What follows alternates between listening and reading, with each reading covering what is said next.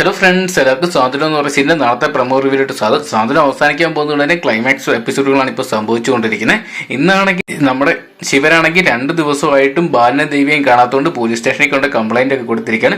ഈ ഒരു സമയത്താണ് സ്കൂൾ വിട്ട് വന്ന സമയത്താണെങ്കിൽ നമ്മുടെ ദേവൂട്ടി ആണെങ്കിൽ ബാലനും ദേവി എവിടെയെന്ന് അന്വേഷിച്ചോളൂ. എൻ്റെ അമ്മ അച്ഛനും എന്തിയെ മമ്മി എന്ന് പറഞ്ഞ് നമ്മുടെ അപ്പുവിന്റെ പുറകെ നടക്കട്ടോ. അപ്പുവിനാണ് ഒന്നും മിണ്ടാൻ പോലും പറ്റുന്നില്ല. ഈ ഒരു സമയത്തായിട്ടാണ് നമ്മുടെ അപ്പു ആണെങ്കിൽ റൂം പരിശോധിക്കുമ്പോൾ അലമാരിൽ നിന്ന് ദേവുമോളുടെ സ്കൂളിന്റെ കുറച്ച് സർട്ടിഫിക്കറ്റ് റെസിപ്റ്റ് ഒക്കെ കണ്ടുപിടിക്കുക കേട്ടോ. അതായത് 1 വർഷത്തേക്കുള്ള ദേവുമോളുടെ സ്കൂളിലെ ഫീസും അതോടൊപ്പം ട്യൂഷൻ ഫീസൊക്കെ അടച്ചതിന്റെ റെസിപ്റ്റ് ആയിരുന്നു കേട്ടോ. ഇതൊക്കെ കണ്ട് അഞ്ജുവിനോട് പറഞ്ഞ് ഞെട്ടി നിരിക്കുകയായിരുന്നു നമ്മുടെ. എന്നിട്ട് അഞ്ജു അപ്പം കൂടെ ഈ ഒരു സമയത്താണ് വക്കീൽ വന്ന് ആ ഒരു സത്യം കൂടെ പറയുന്നത്. അതായത് കഴിഞ്ഞ ദിവസം ബാലനും ദേവിയെ കാണാൻ വന്നെന്നും അവർ രണ്ടുപേരും വന്നപ്പോൾ എന്നോട് പറഞ്ഞത് ഈ ഒരു വീട് ഭാഗം വെക്കുന്നതിനെ കുറിച്ചാണ്.